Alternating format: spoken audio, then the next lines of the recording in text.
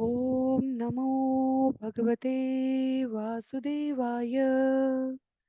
ओम नमो भगवते वासुदेवाय। ओम नमो भगवते वासुदेवाय। हरे कृष्णा। सभी भक्तों को सादर प्रणाम।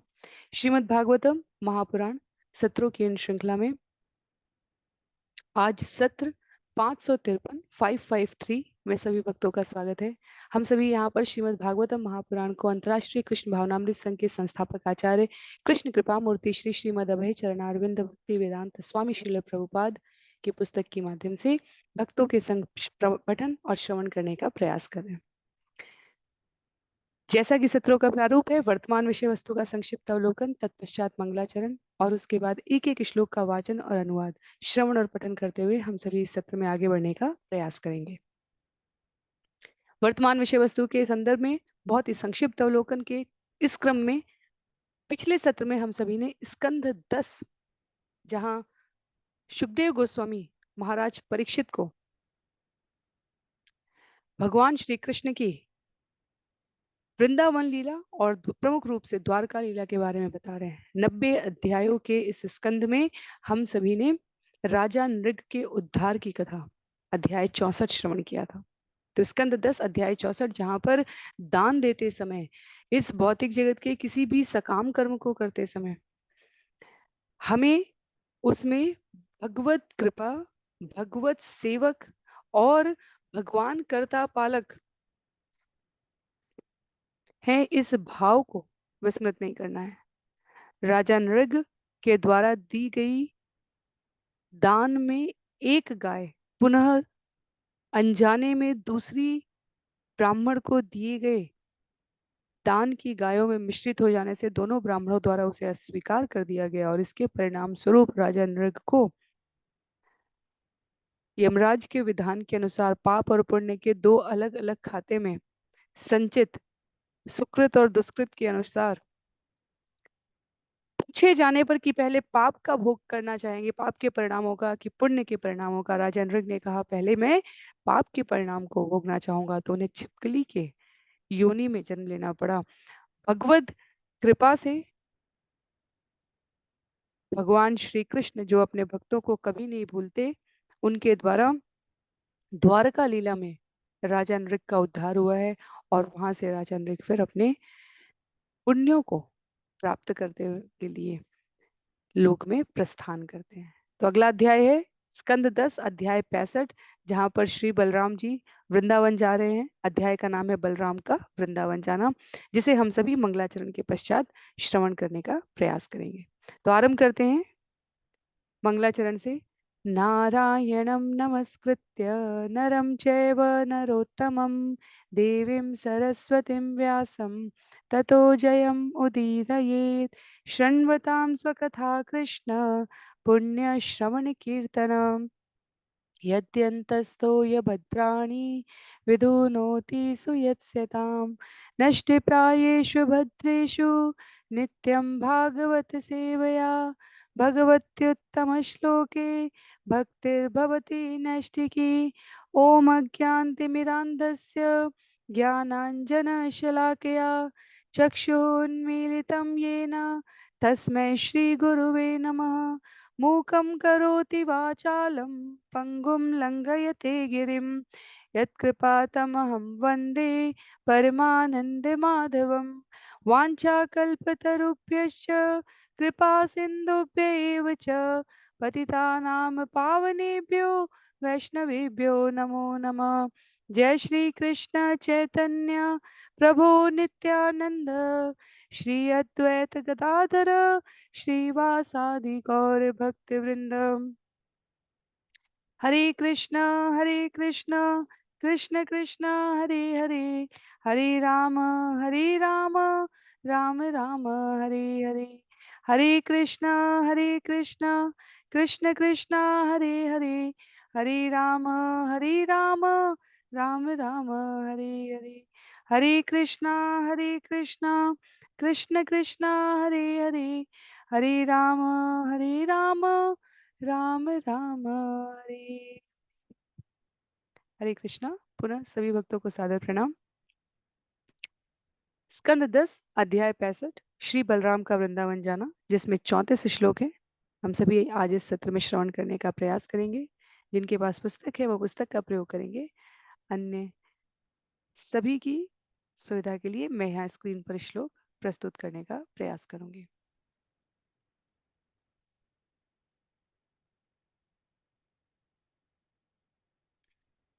श्रीशुकुवाच बलभद्र कुरु श्रेष्ठ भगवान् रथमास्थित सोहित दिक्षुत्कण्ठ प्रययो नंद गोकुलम। सुखदेव गोस्वामी ने कहा, हे कुरुश्रेष्ठ, एक बार अपने शुभचिंतक मित्रों को देखने के लिए उत्सुक भगवान बलराम अपने रथ पर सवार हुए और उन्होंने नंद गोकुल की यात्रा की है। तो ऐसा नहीं है कि बलराम जी एक बार ही जाना चाहते थे या भगवान श्री कृष्ण कभी नहीं जाना चाहते थे। आचार्य कहते हैं कि कृष्ण और बलराम प्रतिदिन प्रत्येक घटनाक्रम में अपने मित्रों को, ग्वाल बाल को, सखियों को, नंद बाबा, मैया यशोदा को स्मरण करते थे। हरिवंश पुराण में उल्लेख आता है, जिसे श्रीलजीव गोस्वामी उल्लेखित करते हैं। कहते हैं, कस्य चिदद कालस्य स्मृत्वा गोपेषु सौहृदम जगामैको व्रजम राम कृष्णस्यानुमते स्थित। ग्वाल बालों के साथ अपनी प्रगाढ़ मैत्री को स्मरण कर करके एक बार जब भगवान बलराम से नहीं रहा गया, तब उन्होंने कृष्ण की अनुमति लेकर वृंदावन प्रस्थान करने का अकेले ही विचार किया है। ब्रजवासियों की कथा हमने श्रवण की थी। जब मथुरा आकर रहने लगे थे कृष्ण और बलराम, तो भी कुछ समय तक वो बीच बीच में आकर ढूंढते थे कि कृष्ण और बलराम मिल जाएं तो उनका हाथ पकड़कर उन्हें वापस वृंदावन ले जाया जाए।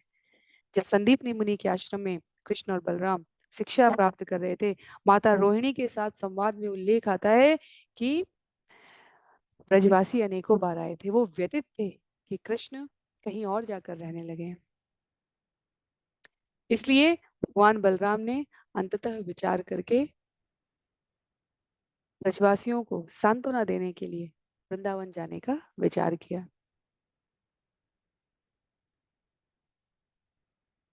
प्रश्न आता है, आचार्य इसका उत्तर भी देते हैं। प्रश्न आता है कि श्रील विश्वनाथ चक्रवर्ती ठाकुर कहते हैं कि यदि प्रश्न ये आता है कि शुद्ध प्रेम के महासागर पूर्ण पुरुषोत्तम भगवान श्री कृष्ण कभी व्रज क्यों नहीं गए, तो यहाँ उत्तर दिया गया है कि जब भगवान बलराम ने जाने का विचार किया, कृष्ण की अनुमति, बलराम बड़े हैं, उन्हें कृष्ण की अनुमति नहीं चाहिए, तथापि यदुओं को ज्ञात था कि भगवान कृष्ण का ब्रज के प्रति कैसा प्रेम है।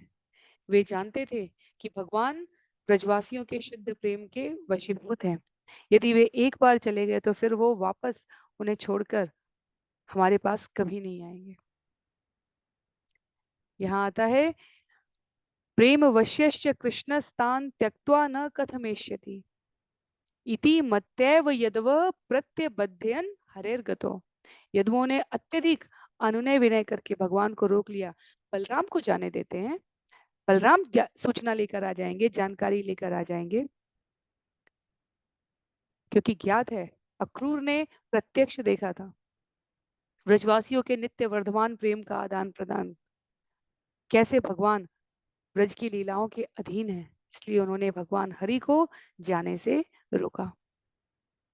आचार्य दूसरा भी उल्लेख करते हैं, जो हम सभी ने मथुरा की लीला के समय जरासंध के आक्रमण के समय श्रवण किया था। भगवान अब राजनीतिक परिप्रेक्ष्य में प्रवेश कर चुके हैं, जहां अंतरराष्ट्रीय स्तर पर मनुष्य के रूप में उनके लीला के इस क्रम में उनके कई मित्र और शत्रु हो गए हैं। तो मेरे मित्रों को, मेरे अतीव शुभ चिंतकों को मेरे व्यवहार से, मेरी राजनीतिक स्थिति से किसी प्रकार का कष्ट न हो, ये विचार करके भी कई बार भगवान स्वयं को रोक लेते थे। क्योंकि राजनीति, सामाजिक शास्त्र कहता है कि शत्रु सबसे पहले हमारे कमजोर पक्ष पर वार करता है, और वृंदावन भगवान की बहुत अधिक भावुक प्रेम के वशीभूत हो जाने वाली कड़ी है। उसे भगवान किसी भी प्रकार के राजनीतिक द्वंद्वों में उलझाना नहीं चाहते थे। आगे उल्लेख आता है, परिष्वक्त चिरोत्कंठे गोपे गोपीभिः च रामोऽभिवाद्य पितरो आशीर्भिः अभिनंदित। दीर्घ काल से वियोग की चिंता सह चुकने के कारण गोपों तथा उनकी पत्नियों ने बलराम का आलिंगन किया। तब बलराम ने अपने माता पिता को प्रणाम किया और उन्होंने स्तुतियों द्वारा बलराम का हर्ष के साथ सत्कार किया। बलराम जी वृंदावन पहुंचते हैं। आचार्य कहते हैं कि यदि शारीरिक दृष्टि से किसी को लगे कि कृष्ण वृंदावन नहीं पहुंचे, तो ये भी उनकी भूल है। आध्यात्मिकता के स्तर पर, माधुर्य प्रेम के स्तर पर केवल भगवान और गोपियां, वात्सल्य के स्तर पर केवल भगवान और नंद बाबा मैया यशोदा जानते हैं कि कृष्ण कितनी बार वृंदावन के बाहर रहकर भी वृंदावन में ही रहे हैं, वृंदावन में ही गमन करते रहे हैं, वृंदावन से वो कभी कहीं दूर नहीं जाते। तो बलराम जी के पहुंचते ही माता पिता द्वारा जब उन्हें प्रणाम किया गया है, तो गोप और गोपियां जो इतने समय से कृष्ण और बलराम का वियोग सह रहे थे, वो अत्यधिक सत्कार के साथ उनका स्वागत करते हैं। और यहाँ भागवतम उल्लेख करता है कि नंद बाबा और मैया यशोदा वास्तव में भगवान की स्तुति करने लगे, क्योंकि अब तो उन्हें लगता है कि ये वास्तव में हमारे थे ही नहीं कभी, ये तो ब्रह्मांड के सृष्टा सृजनकर्ता, बड़े बड़े देवता, महर्षियों मनीषियों के द्वारा पूजित और स्वीकृत देवाधिदेव है। इसलिए यहाँ सुखदेव गोस्वामी कहते हैं, चिरम न पाहि दाशार्ह सानुजो जगदीश्वर इत्यारोप्य अंकमालिंग्य नेत्रे सिंचितुर्जले। नंद तथा यशोदा ने प्रार्थना की, हे दशार्ह वंशज, हे ब्रह्मांड के स्वामी, तुम तथा तुम्हारे छोटे भाई कृष्ण सदैव हमारी रक्षा करते रहें। यह कहकर उन्होंने श्री बलराम को अपनी गोद में उठा लिया, उनका आलिंगन किया और अपने नेत्रों के अश्रुओं से उन्हें सिक्त कर दिया। वास्तव में लगता है कि बलराम और कृष्ण तो अब बड़े हो गए होंगे, कैसे मैया बाबा उन्हें गोद में उठा सकते हैं। तो ये जो भावों की सरिता है, इसके अर्थ में कहा गया, यहाँ तक कहा गया है कि देवकी और मैया यशोदा इतने वृद्ध हो जाने पर भी भगवान को अपने समीप पाते ही उनके साथ शिशुवत स्नेह कर रहे होते थे। तो ये जो भावों का उद्वेलन है, जिसमें वो एक और अपने पुत्र के रूप में स्नेह करते हैं, दूसरी ओर अन्यों के द्वारा कृष्ण और बलराम को पूजित होते हुए देखते हैं। तो श्रील जीव गोस्वामी टिप्पणी करते हैं कि नंद और यशोदा कहते हैं बलराम से कि तुम अपने छोटे भाई सहित हमारी रक्षा करते रहो। अर्थात एक प्रकार से वो सम्मान व्यक्त कर रहे हैं कि वे कित बड़े भाई हैं, और दूसरी ओर ये भी बताते हैं कि हम उन्हें पुत्र के रूप में कितना अधिक मानते हैं। श्लोक संख्या 4, 5 और 6 में इस उल्लेख को आगे प्रस्तुत करते हुए कह रहे हैं सुखदेव गोस्वामी, गोप वृद्धांश विधिवत यविष्ठे अभिवंदित यथा वयो यथा संख्यम यथा संबंधमात्मन समुपेत्यात् गोपालान् हास्य हस्तग्रहादिभिः विश्रान्तमुत्सुकमासीनं पप्रचक्षु पर्युपागता पृष्टाश्चानामयं स्वेषु प्रेम गद्गदया गिरा कृष्णे कमलपत्राक्षे संन्यस्ताखिल राधस। तब बलराम ने अपने से बड़े ग्वालों के प्रति समुचित सम्मान प्रकट किया तथा जो छोटे थे उन्होंने उनका सादर सत्कार किया। वे आयु, मैत्री की कोटि तथा पारिवारिक संबंध के अनुसार हर एक से हंसकर हाथ मिलाकर स्वयं मिले। तत्पश्चात विश्राम कर लेने के बाद उन्होंने सुखद आसन ग्रहण किया और सारे लोग उनके चारों ओर एकत्र हो गए। उनके प्रति प्रेम से रुद्ध वाणी से उन ग्वालों ने, जिन्होंने कमल नेत्र कृष्ण को सर्वस्व अर्पित कर दिया था, अपने द्वारका के प्रियजनों के स्वास्थ्य के विषय में पूछा। बदले में बलराम ने ग्वालों की कुशल मंगल के विषय में पूछा। तो इस प्रकार समुचित आदर सत्कार स्नेह प्रदर्शन के पश्चात एक दूसरे की कुशल क्षेम पूछते हुए भगवान बलराम सभी से मिल रहे हैं। कच्चिन्नो बांधवा राम सर्वे कुशलमासते कच्चित् स्मरथ नो राम यूयम दार सुतान्विता। ग्वालों ने कहा, हे राम, हमारे सारे संबंधी ठीक से तो है ना? और हे राम, क्या तुम सभी लोग अपनी पत्नियों तथा पुत्रों सहित अब भी हमें याद करते हो? तो अब तो भगवान कृष्ण और बलराम के विवाह हो चुके हैं, संतानें हो चुकी हैं। उसके बाद बलराम जी गए मिलने के लिए, तो ग्वाल बाल कहते हैं अब तो तुम्हारा भरा पूरा परिवार है। पहले तो तुम ऐसे नन्हे शिशु बालक मित्र के रूप में हमारे आश्रय पर रहते थे। कृष्ण और बलराम बड़े बड़े असुरों से जो कंस द्वारा भेजे जाते थे, ब्रजमंडल की रक्षा करते थे, और ब्रजवासी उनके लिए, मैया यशोदा उनके लिए, नंद बाबा उनके लिए अनेकों प्रकार की व्रत उपासना पूजा करते थे कि कृष्ण और बलराम सुरक्षित रहें। ऐसा विशुद्ध प्रेम था, हम सभी ने श्रवण किया इसे। तो अब ग्वाल बाल तनिक व्यस्क सामाजिक लोकाचार के अनुसार कह रहे हैं कि अब तो तुम सब बड़े हो गए हो, अब तो तुम्हारे परिवार है, संबंधी हैं, अब तो तुमने और नया विस्तार कर लिया है साम्राज्य का, मित्रों का। सब कुशल क्षेम से तो है, क्या तुम अब भी हमें स्मरण कर पाते हो? दिष्ट्या कंसो हत पापो, दिष्ट्या मुक्ता सुहज्जना, निहत्य निर्जित्तिर्पुन, दिष्ट्या दुर्गम समाश्रिता। यह हमारा परम सौभाग्य है कि पापी कंस मारा जा चुका है और हमारे प्रिय संबंधी मुक्त हो चुके हैं। हमारा यह भी सौभाग्य है कि हमारे संबंधियों ने अपने शत्रुओं को मार डाला है और पराजित कर दिया है तथा एक विशाल दुर्ग में पूर्ण सुरक्षा प्राप्त कर ली है। तो वर्तमान में भी मथुरा और वृंदावन की दूरी अभी भी साधनों के अनुसार 45 मिनट, 50 मिनट, 1 घंटा, जिस प्रकार भी कहें। तत्कालीन समय में बैलगाड़ी से था तो सुबह निकल के मिलकर शाम को लौट आना भी संभव था, एक पूरे दिन की यात्रा थी। तो सूचनाओं के आदान प्रदान के लिए मथुरा बहुत दूर नहीं है, और इसलिए ग्वाल बाल कहते हैं कि आप सभी ने शत्रुओं को मारकर पराजित कर कर एक विशाल दुर्ग में, विशाल दुर्ग अब कहाँ है? वर्तमान गुजरात में, द्वारका की बात की जा रही है, उत्तर प्रदेश से गुजरात की बात की जा रही है। तो आपने अब सुरक्षा प्राप्त कर ली है, सब कुछ कुशल मंगल से तो है। सुखदेव गोस्वामी कहते हैं आगे, गोप्यो हस्यन्त पप्रक्षु राम संदर्शनादृता, कच्चिदास्ते सुखम कृष्ण पुरजन पुरस्त्रीजन वल्लभ। सुखदेव गोस्वामी ने आगे कहा, भगवान बलराम के साक्षात दर्शन से गौरवान्वित हुई गोपियों ने हंसते हुए उनसे पूछा, नगर की स्त्रियों के प्राण प्रिय कृष्ण सुख पूर्वक तो हैं, तो सखा के रूप में, मित्र के रूप में सखियों का जो संबंध है भगवान के साथ, वो उसी हास विलास के साथ बलराम जी से कहती हैं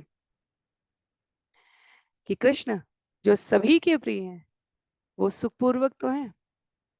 यहाँ तात्पर्य में उल्लेख आता है, आचार्यों के अनुसार भगवान कृष्ण की प्रिय संगिनियां उन्मत्त होकर हंस रही थी, क्योंकि वे अपने प्रेमी कृष्ण के वियोग में अतीव दुख का अनुभव करती थी। तो भगवान राम ने अपने छोटे भाई कृष्ण के प्रति उनके प्रेम का अतीब आदर किया। भगवान बलराम ने गोपियों के द्वारा इस प्रकार पूछे गए प्रश्न का अतीब आदर किया है। और राम संदर्शनाद्रता शब्द अर्थात उन्होंने गोपियों का सत्कार किया है, उन्होंने गोपियों को भगवान कृष्ण के कुशल क्षेम के बारे में पर्याप्त सूचनाओं के साथ सूचित भी किया है। श्लोक संख्या 10 में कहते हैं, कच्चित स्मरति वा बंधुन पितरम मातरम च स, अप्यसो मातरम द्रष्टुम सकृदप्यागमिष्यति, अपि वा स्मरते स्माकम अनुसेवा महाभुज। क्या वे अपने परिवार वालों को, विशेषतः अपने माता पिता को याद करते हैं? क्या आपके विचार में वे अपनी माता को एक बार भी देखने वापस आएंगे? और क्या बलशाली भुजाओं वाले कृष्ण हमारे द्वारा सदा की गई सेवा का स्मरण करते हैं? तो गोपियां स्वभाव से बहुत निश्चल हैं। भगवान के संबंध में की गई सेवाएं उनके जीवन का सबसे बड़ा धन कोश है, उनके जीवन की सबसे बड़ी संपत्ति है।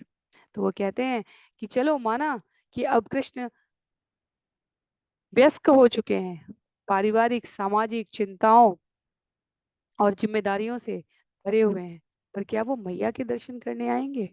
क्या वो एक बार भी हम सबके द्वारा व्यतीत किए गए समय को स्मरण करते हैं?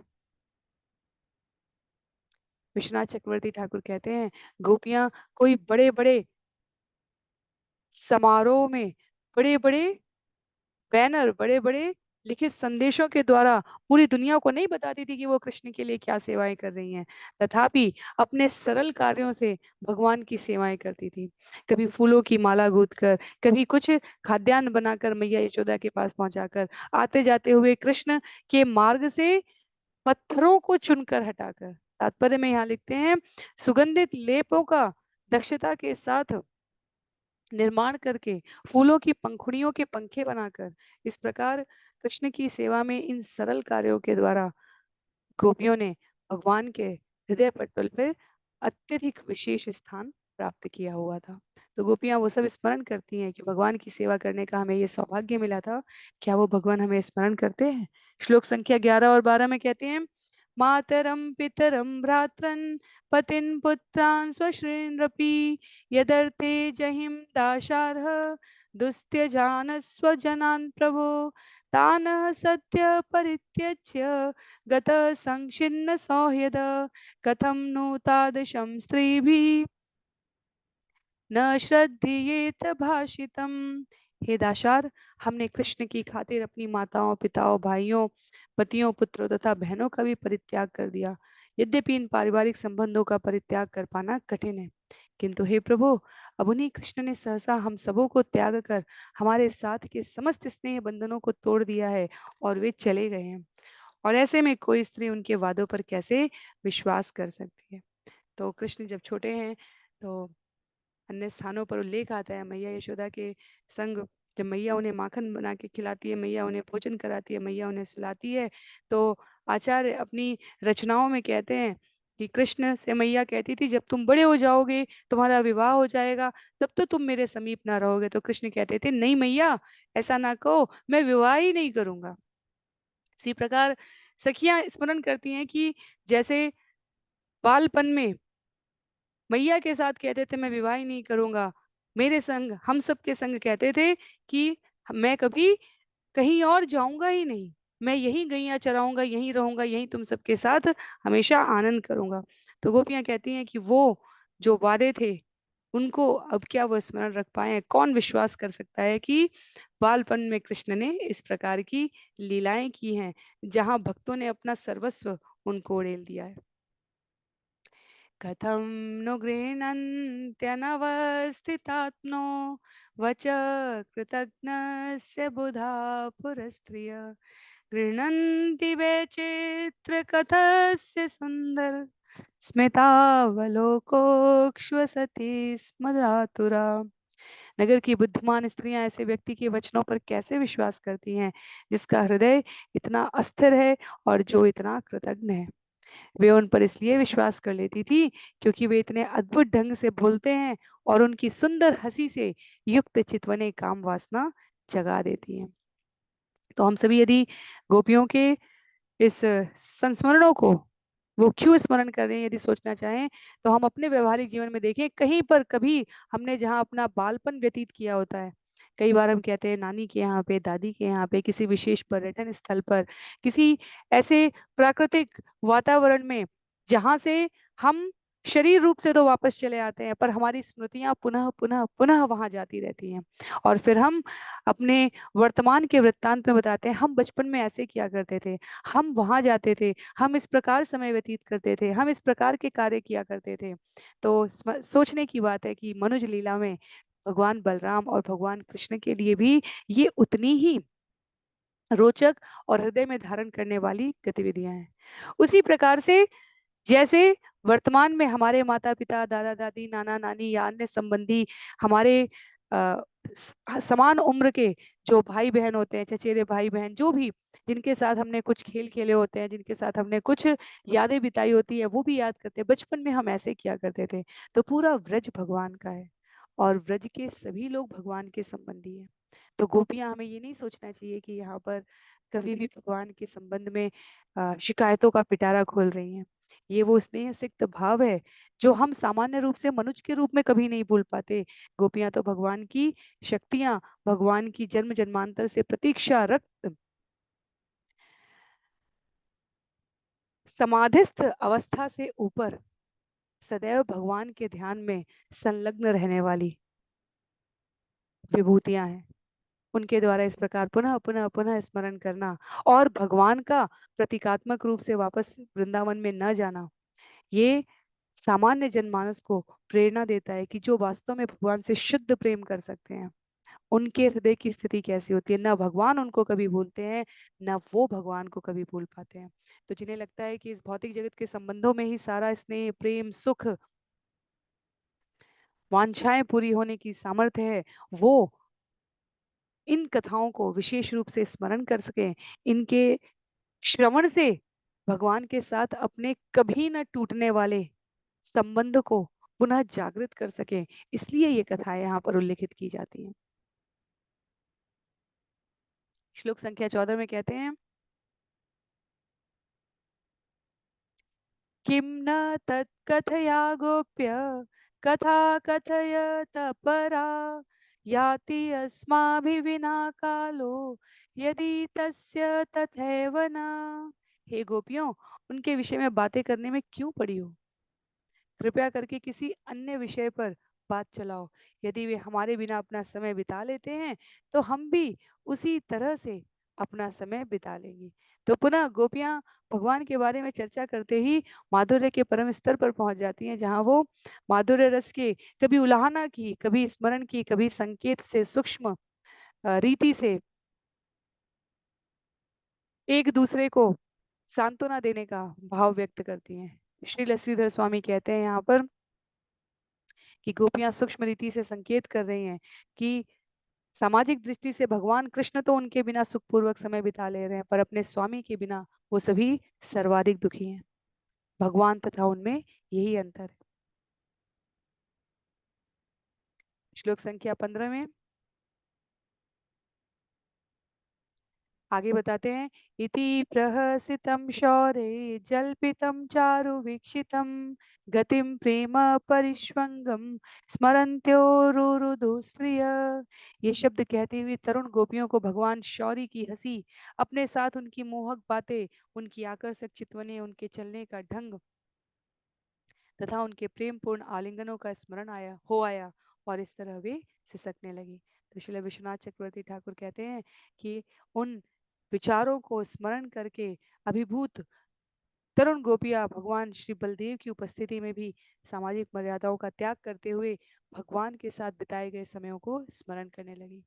जब हम मीराबाई के छंदों में, जब हम एक नाथ के द्वारा रचित पद्यों में, जब नामदेव और तुकाराम की रचनाओं में एक क्षण की भगवत अनुभूति के स्मरण के पश्चात उनसे विलग होने के भाव को समझते सुनते हैं, तब हम समझ पाते हैं कि ये मनीषी भगवान के कितने समीप रहते हैं। गोपियों ने तो उनका प्रत्यक्ष संग प्राप्त किया था।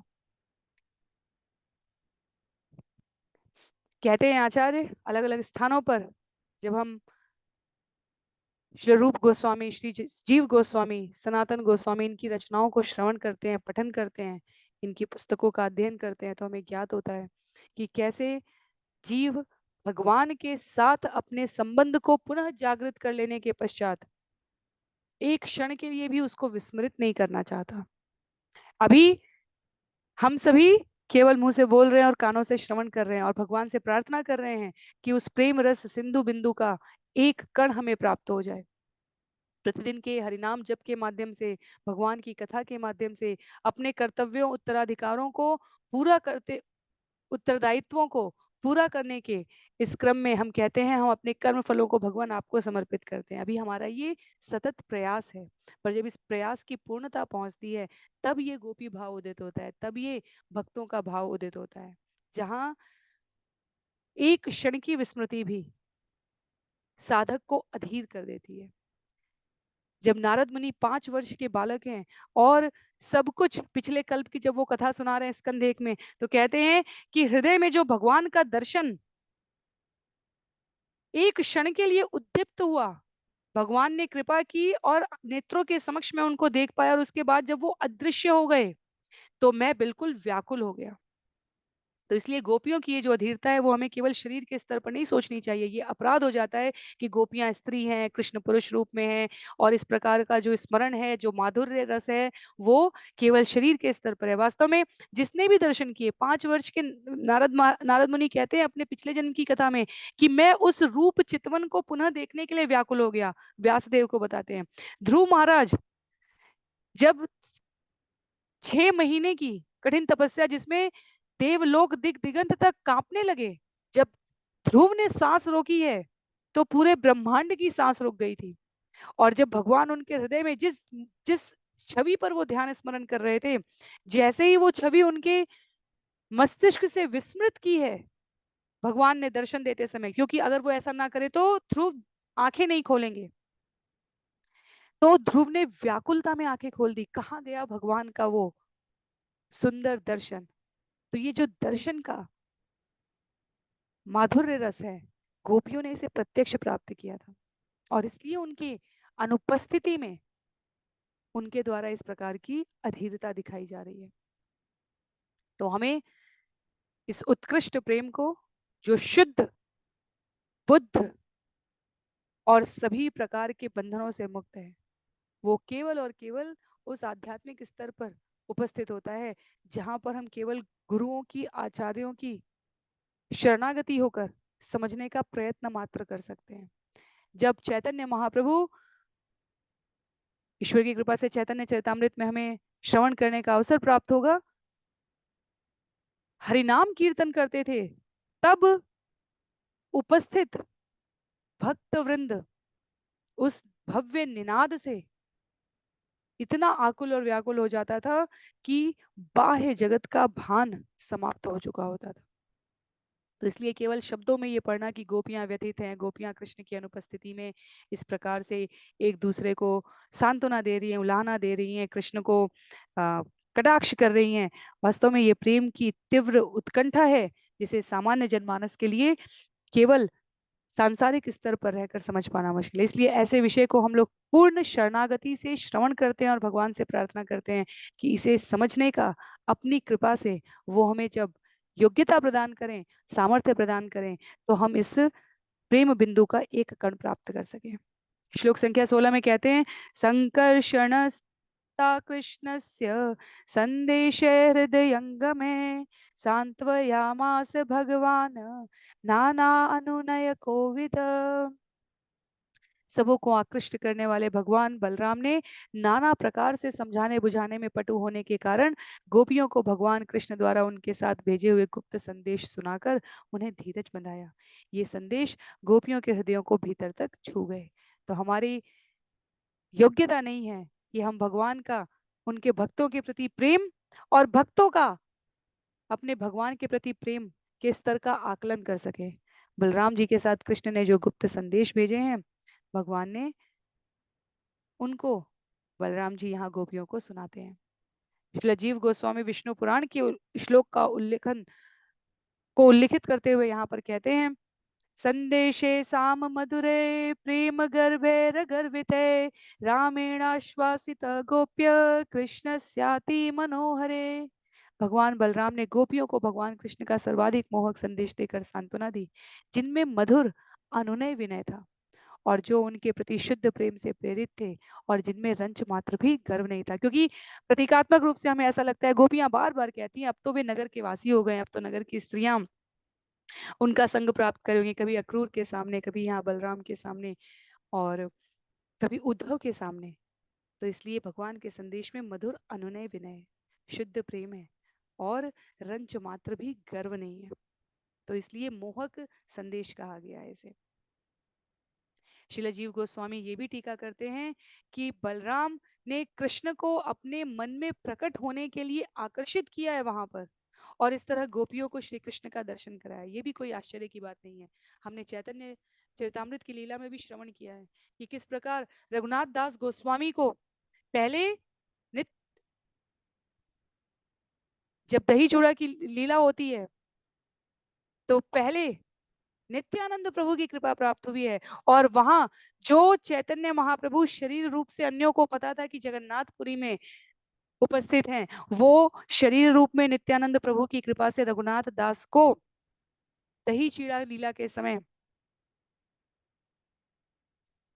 जगन्नाथपुरी, उड़ीसा और बंगाल, बंगाल में दही चूड़ा की लीला हो रही है, वहां उपस्थित होते हुए दिखे हैं। तो संकर्षण नाम जो आकर्षित करने वाला है, वो यहाँ पे श्री जीव गोस्वामी कहते हैं कि वास्तव में केवल संदेश मात्र ही नहीं, अपितु अपने नाम से अभिप्रेत भगवान बलराम ने कृष्ण को अपने मन में प्रकट होने के लिए आकर्षित किया है, और भगवान वास्तव में वहां उपस्थित होते हैं।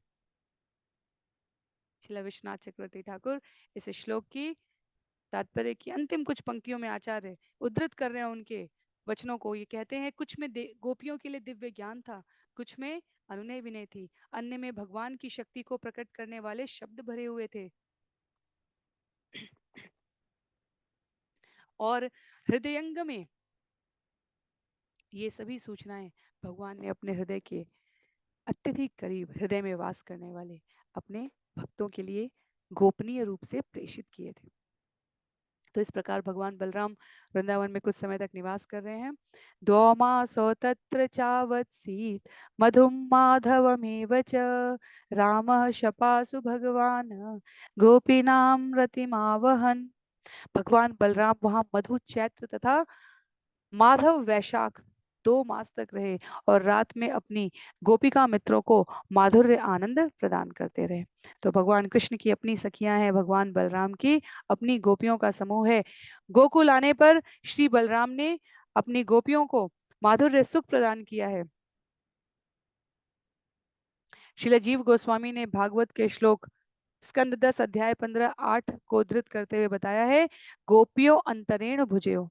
कुछ विशेष गोपियां बलराम की संगिनियों के रूप में रहती थी, क्योंकि बलराम जी यदि हम आध्यात्मिक दृष्टि से देखें तो भगवान श्री कृष्ण के स्वरूप विस्तार हैं, और नित्य पार्षद के रूप में जो सदैव भगवान के संग रहने वाली शक्तियों का समुच्चय है, उसमें से कुछ विशेष गोपियां श्री बलराम की संगिनियों के रूप में उपस्थित थी।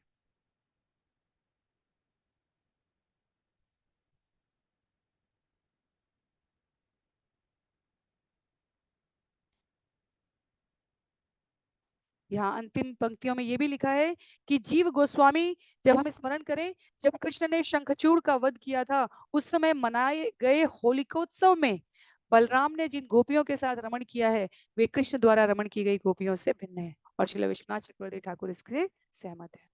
पूर्ण चंद्र कलामृष्टे कौमुदी गंधवायुना यमुनोपवने रेमे सेविते स्त्री गणैर्वृत। अनेक स्त्रियों के संग भगवान बलराम ने यमुना नदी के तट पर एक उद्यान में भ्रमण किया।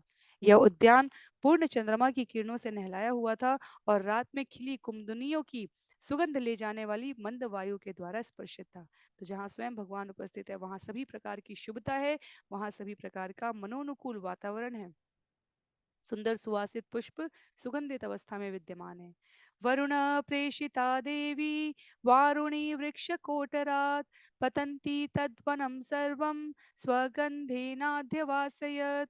वरुण देव द्वारा भेजी गई देवी वारुणी मदिरा एक वृक्ष के खोखले छिद्र से बह निकली, और अपनी मधुर गंध से सारे जंगल को और अधिक सुगंधित बना दिया। तो भगवान बलराम के प्रिय पेय के रूप में वारुणी का उल्लेख आता है। जब बलराम पूर्णिमा मनाते हैं, बलराम पूर्णिमा हमारे रक्षाबंधन के साथ होती है, तो जब 5 दिन का झूलनोत्सव होता है, एकादशी से लेकर पूर्णिमा तक, वो 5वां दिन जो होता है वो बलराम पूर्णिमा रक्षाबंधन होता है। उसके 8वें दिन जन्माष्टमी होती है, उसके बाद के 8वें दिन जन्माष्टमी होती है। तो यहाँ पर उल्लेख कर रहे हैं कि जो बलराम प्राकट्योत्सव मनाया जाता है आज भी, उस पर वो वारुणी पेय पदार्थ वो साधारण नहीं है, सामान्य नहीं है, वो स्वयं वरुण देव द्वारा भेजा गया है। और उस समय कैसे प्राप्त हुआ? शहद के आसवन से निकाला गया एक द्रव होता है ये। वरुण पुत्री देवी वारुणी इस दैवी पेय की अधिष्ठात्री हैं। तो देवी वारुणी बलराम से कहती हैं, हे निष्पाप, मेरे पिता वरुण ने मुझे आपके पास भेजा है, और इस सुंदर बेला में सुखदेव गोस्वामी उल्लेख करते हैं, तम गंधम मधुधाराया वायुनोपहयतम बल आघ्राय उपगत तत्र ललनाभि समम पपो। वायु उस मधुर पेय की धारा की सुगंध को बलराम के पास ले गई, और जब उन्होंने उसे सूंघा तो वे वहां उस वृक्ष के पास गए, और उन्होंने तथा उनकी संगिनियों ने उसका पान किया। उपगीयमानः गन्धर्वे वनिताशोभिमण्डले रेमे करेणुयूथेशो माहेन्द्र इव वारण। जब गंधर्व गण उनका यशोगान कर रहे थे, तो भगवान बलराम तरुण स्त्रियों के तेजोमय वृत्त के मध्य रमण कर रहे थे। वे इंद्र के शानदार हाथी एरावत, जो हथनियों के झुंड में रमण कर रहा हो, की तरह लग रहे थे। तो भगवान ने सभी को वहां पर सुंदर समागम दिया है। नीदु दुंदु भयो व्योम्नि ववुषु ववृषु कुसुमैर्मुदा गंधर्वा मुनयो रामम तद्वीये तद्वीर्ये ईडिरे तदा। उस समय आकाश में दुंदुभिया बजने लगी, गंधर्वों ने प्रसन्नता पूर्वक फूलों की वर्षा की, और मुनियों ने भगवान बलराम के वीरतापूर्ण कार्यों की प्रशंसा की। उपगीयमान चरितो वनिताभिहलायुध वनेषु व्यचरत् शिवो मद्विह्वललोचन। जब उनके कार्यों का गान हो रहा था, तो हलायुध मदोन्मत्त जैसे होकर अपनी संगिनियों के संग विविध जंगलों में घूम रहे थे। उनकी आंखें नशे में चूर थी। स्रग्वेक कुंडलो मत्तो वैजयन्त्या च मालया विभृत स्मित मुखाम्भोजं स्वेद प्रालेय भूषितं स आजुहाव यमुनां जलक्रीणार्थमीश्वर निजं वाक्यं मनादृत्य मत्त इत्यापगाम्बल अनागतं हलाग्रेण कुपितो विचकर्षः। हर्ष से उन्मत्त बलराम फूल मालाओं से खेल रहे थे। इनमें सुप्रसिद्ध वैजयंती माला सम्मिलित थी। वे कान में एक कुंडल पहने थे, और उनके मुस्कान भरे कमल मुख पर पसीने की बूंदें इस तरह सुशोभित थी मानो बर्फ के कण हों। तब उन्होंने यमुना को बुलाया, जिससे वे उसके जल में क्रीड़ा कर सकें, किंतु उसने उनके आदेश की उपेक्षा कर दी, क्योंकि वे मदोन्मत्त थे। इससे बलराम क्रुद्ध हो उठे, और वे अपने हल की नोक से नदी को खींचने लगे। तो वास्तव में जब भगवान या भगवान के अत्यधिक विशेष पार्षद किसी भी ऐसी लीला को करें जो सामान्य दृष्टि से हम समझ ना सके, तब हमें उसके अर्थ में जाना चाहिए। यहाँ पर उस घटना का वर्णन है जहां पर भगवान बलराम भविष्य के लिए यमुना की विभिन्न धाराओं को प्रवाहित करने की गतिविधि को, क्योंकि यमुना क्या है, यमुना व्रजमंडल के समीप ही सदैव रहती थी, क्योंकि वहां भगवान के चरण रज, भगवान के भक्तों के संग का उन्हें आनंद प्राप्त होता था। तो अवसर ये दिखाया जा रहा है कि जैसे बलराम जी क्रोध कर रहे हो, बलराम जी ने जल क्रीड़ा के लिए यमुना को आमंत्रित किया है, और यमुना ने उसे अस्वीकार किया है। और इस घटनाक्रम में बलराम जी ने क्या कहा कि मैं तुम्हारी इस जलधारा को अनेकानेक जलधाराओं में परिवर्तित कर दूंगा। अर्थात मैं इसे विविक्त, इस जल के संचय को विभिन्न धाराओं में प्रवाहित कर दूंगा। कहते हैं, पापे त्वं मामवज्ञाय यन्नायासि मया हुता नेष्ये त्वां लाङ्गलाङ्ग्रेण शतधा कामचारिणीम्। बलराम ने कहा, मेरा अनादर करने वाली पापिनी, तुम मेरे बुलाने पर ना आकर केवल मनमाने चलने वाली हो, अतः मैं अपने हल की नोक से 100 धाराओं के रूप में तुम्हें यहाँ ले आऊंगा। एवं निर्भीत्सिता भीता यमुना यदुनंदनम उवाच चकिता वाचम पतिता पादयो नृप। सुखदेव गोस्वामी ने कहा, हे राजन, बलराम द्वारा इस प्रकार फटकारी जाकर डरी हुई यमुना देवी आई, और यदुनंदन बलराम के चरणों पर गिर पड़ी। कांपते हुए उसने उनसे निम्नलिखित शब्द कहे हैं। तो बहुत ही आध्यात्मिक दृष्टि से बहुत ही महत्व का विषय है ये।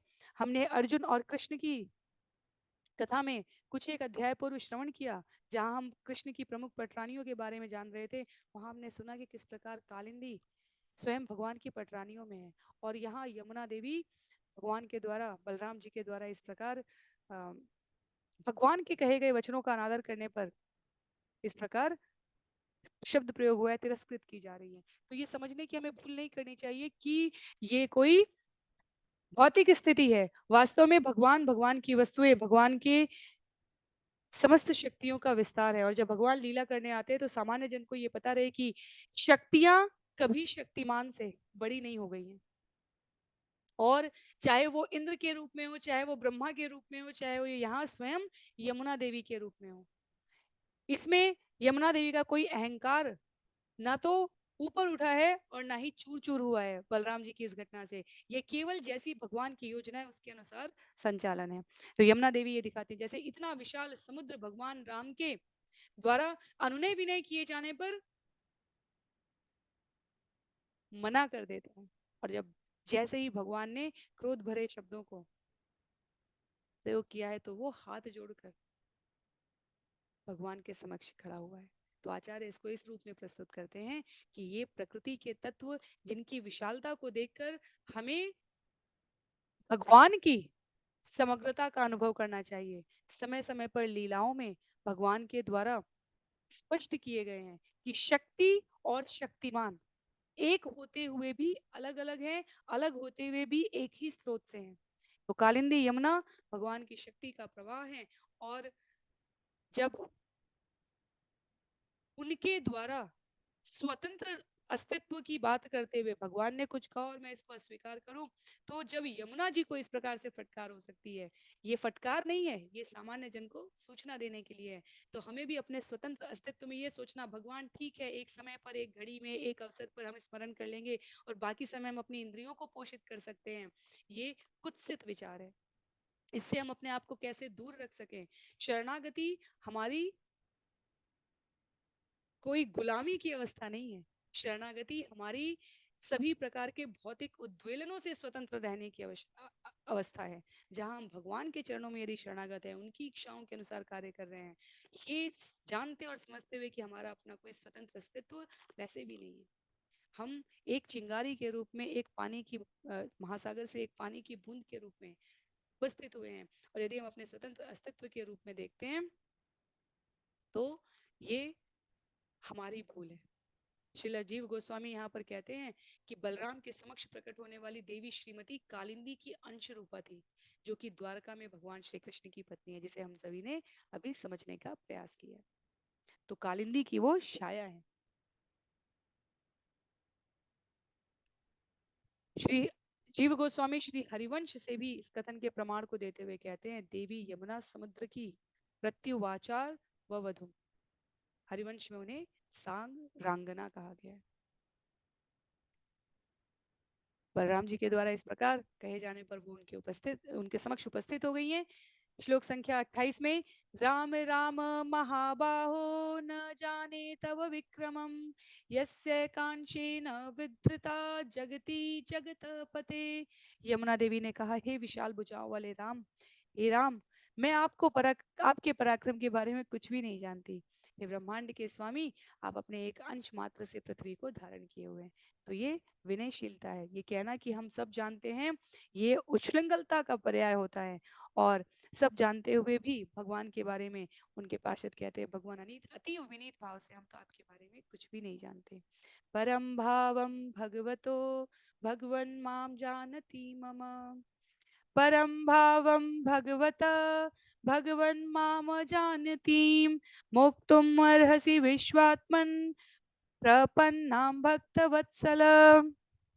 हे प्रभु, आप मुझे छोड़ दें। हे ब्रह्मांड के आत्मा, मैं भगवान के रूप में आपके पद को नहीं जानती थी, किंतु अब मैं आपकी शरण में हूँ और आप अपने भक्तों पर सदैव दयालु रहते हैं। ततो व्यमुञ्चद्य यमुनां याचितो भगवान बल, विजगाह जलम स्त्रिभिः करेणुभिः इवे भराट। सुखदेव गोस्वामी ने कहा, तब बलराम ने यमुना को छोड़ दिया और जिस तरह हाथियों का राजा अपनी हथिनियों के झुंड के साथ जल में प्रवेश करता है, उसी तरह वे अपनी संगिनियों के साथ नदी के जल में प्रविष्ट हुए। कामं विहत्य सलिलात् उत्तीर्णाय असितांबरे, भूषणानि महारहाणि ददौ कांति शुभाम सृजम। बलराम ने जी भरकर जल क्रीड़ा की और जब वे बाहर निकले तो देवी कांति ने उन्हें नीले वस्त्र, मूल्यवान आभूषण तथा चमकीला गले का हार भेंट किया है। तो नीलांबर भगवान कृष्ण का परिधान कहा गया है। देवी कांति यहाँ पर वरुण देव द्वारा भेजी गई कभी न मुरझाने वाले कमल पुष्पों की माला और समुद्र की भांति नीले रंग वाले वस्त्रों की जोड़ी भगवान को भेंट करती है। हरिवंश पुराण का यहाँ पर भागवत के महान टीकाकार श्रील श्रीधर स्वामी द्वारा उल्लेख किया गया है। कहती हैं, आप दैवी आभूषणों के रूप में अपने कानों के लिए यह हीरे से जड़ा हुआ सोने का कुंडल और पद्म कहलाने वाला यह आदि कमल स्वीकार करें। कृपया यह अलंकरण आप स्वीकार करें क्योंकि ये पारंपरिक रूप से आपके लिए भेजा गया है। एक स्थान पर श्रील विश्वनाथ चक्रवर्ती ठाकुर देवी कांति को वास्तव में देवी लक्ष्मी का विस्तार कहते हैं और स्पष्ट करते हैं। पंक्ति में यहाँ पर कहा गया है, श्रील विश्वनाथ चक्रवर्ती ने इंगित किया है कि लक्ष्मी जी भगवान के श्वांस द्वितीय व्यूह के संबद्ध संकर्षण की प्रिया कही गई है। वसित्वा वाससी नीले माला मामुच्य कांचनीं रेये स्वलंकतो लिप्तो माहेन्द्र इव वारणम्।